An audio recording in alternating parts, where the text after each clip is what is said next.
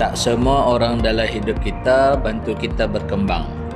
Ada circle yang bila jumpa, semua cerita pasal masalah, pasal drama, pasal orang lain, tapi tak pernah bincang pasal masa depan.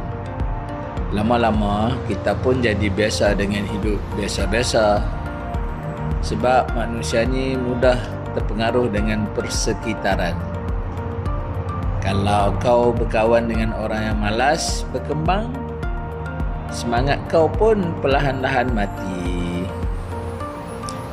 Tapi bila kau mula duduk dengan orang yang ada visi, cara fikir kau berubah.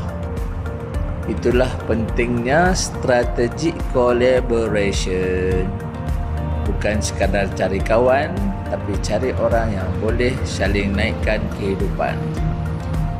Kadang-kadang rezeki, idea dan peluang besar ni datang daripada satu circle yang betul.